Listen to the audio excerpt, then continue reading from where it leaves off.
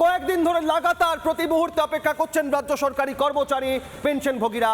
Supreme কোর্টের নির্দেশের পর তাদের হকের ডিএ মিলবে কি? 25% বকেয়া ডিএ মার্চের মধ্যে মেটানোর কথা, বাকি 75% দ্রুত মেটানোর নির্দেশ, কমিটি গঠন করা। কিন্তু সবকিছু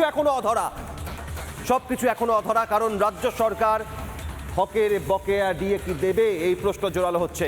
রাজ্যকে আদালত অবমাননার নোটিশ পাঠিয়েছে সরকারি কর্মচারীদের সংগঠন। আদালত অবমাননার নোটিশকে গুরুত্ব দিতে নারাজ রাজ্য। ভোট ঘোষণা হওয়ার অপেক্ষায় রাজ্য সরকার।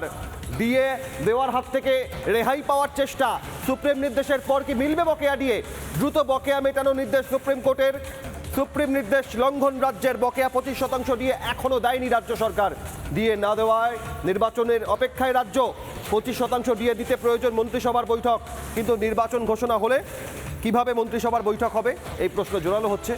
সুপ্রিম কোর্ট শীর্ষ আদালত।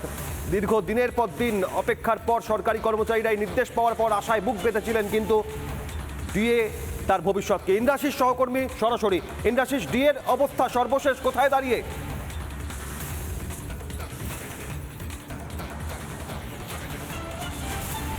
দেখো, ডিএ নিয়ে কিন্তু যারা আন্দোলনকারী তারা দীর্ঘদিন থেকে তাদের আন্দোলনটাকে চালিয়ে যাচ্ছেন এবং একেবারে শহীদ মিনারের নিচে বসে তারা দীর্ঘদিন থেকে আন্দোলন করছেন। এই রকম পরিস্থিতিতে দাঁড়িয়ে আদালত থেকে স্পষ্টত জানিয়ে দেওয়া হয়েছিল যে 25% ডিএ কিন্তু ফেরত দিতে হবে, কিন্তু আদালতের সেই নির্দেশকে কার্যত অমান্য করে রাজ্য সরকার কোনো রকম পদক্ষেপ করেনি এই ডিএ দেওয়ার ক্ষেত্রে। ফলত তারপরেই দেখতে পাওয়া যায় যে সরকারি কর্মচারীদের যে সংগঠন রয়েছে তাদের পক্ষ থেকে একটি নোটিশ পাঠানো হয় রাজ্যকে, এবং সেখানে স্পষ্টত জানতে চাওয়া হয় কেন তারা আদালতের এই নির্দেশ অমান্য করলো। আদালত অবমাননার নোটিশ তাদেরকে পাঠানো হয়েছে এবং তার পরবর্তীতে যেটা দেখা যাচ্ছে যে এবার এই মন্ত্রিসভার বৈঠক ডেকে 25% ডিএ কী করে ফেরত দেওয়া যায় সেই বিষয়টা আলোচনা করা হবে, কিন্তু সামনে নির্বাচন আসছে। সেই রকম পরিস্থিতিতে দাঁড়িয়ে কী করে এই বৈঠক করা সম্ভব তা নিয়ে বিস্তর প্রশ্ন উঠতে শুরু করেছে। প্রশ্ন উঠছে তাহলে কি ডিএ থেকে এই আদালত অবমাননার যে সাঁড়াশি চাপ, আদালতের যে সাঁড়াশি চাপ দেওয়া হয়েছে তারপরেই কি এই ডিএ দেওয়ার ক্ষেত্রে এবার এই নির্বাচনকে হাতিয়ার করছে তৃণমূল? কারণ যদি নির্বাচন চলে আসে সেক্ষেত্রে মন্ত্রিসভার বৈঠক ডেকে সেই বৈঠকে এই ডিএ নিয়ে আলোচনা করা কোনোভাবে সম্ভব নয়। তাহলে কিভাবে তারা ডিএ নিয়ে আলোচনা করবে, কিভাবে ডিএ ফেরত দিতে হবে, সে সমস্ত বিষয়টি নিয়ে যথেষ্ট প্রশ্ন উঠতে শুরু করেছে। তবে যারা আন্দোলনকারী তাদের সাফ দাবি যে তারা কিন্তু আন্দোলন চালিয়ে যাবেন, রাজপথে তারা বসে থাকবেন। দীর্ঘদিন থেকে তারা যে আন্দোলন করে এসছে সেই আন্দোলন আরও দীর্ঘতর হবে বলেই ডিএ আন্দোলনকারীদের পক্ষ থেকে জানানো হয়েছে। এবং এই আদালত অবমাননার পরে রাজ্যের পক্ষ থেকে এখনো পর্যন্ত কোনো নোটিশের উত্তর দেওয়া হয়নি, এবং যেটা জানা যাচ্ছে যে নবান্ন কিন্তু এই যে নোটিশ পাঠানো হয়েছে রাজ্য সরকারি সংগঠনের যারা এমপ্লয়িজ অ্যাসোসিয়েশনের যারা কর্মীরা রয়েছে যাদের পক্ষ থেকে মূলত নোটিশ পাঠানো হয়েছে আদালত অবমাননার, সেই নোটিশকে কোনো রকম গুরুত্ব এখনো পর্যন্ত দিচ্ছে না রাজ্য, এবং সেই ব্যাপারটাকে কার্যত এড়িয়ে যাওয়ার চেষ্টা করা হচ্ছে।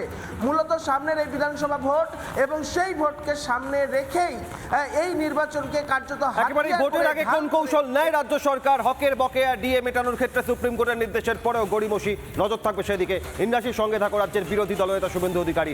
এই বকেয়া ডিএ প্রসঙ্গে কি বলেছেন দেখুন।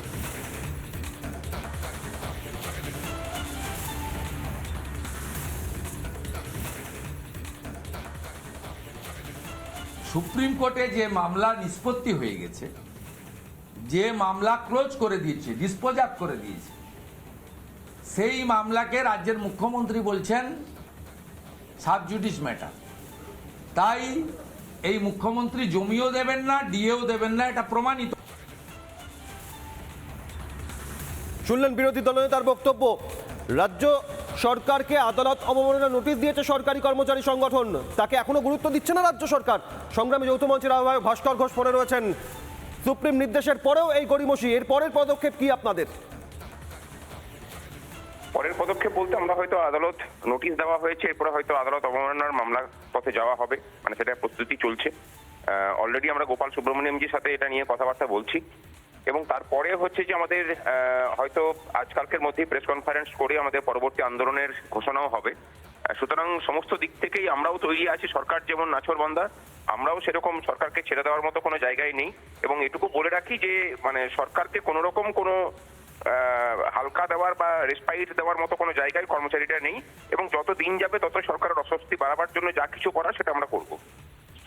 অনেক ধন্যবাদ ভাস্কর ঘোষ। যেমন জানালেন, পরবর্তী কর্মসূচি তারা অনড় থাকবে হকের ডিএ বকেয়া ডিএ পাওয়ার ক্ষেত্রে তাদের আন্দোলন নিয়ে। সুপ্রিম নির্দেশের পরেও মিলবে না বকেয়া ডিএ, প্রশ্ন উঠছে ক্রমশ জোরালো।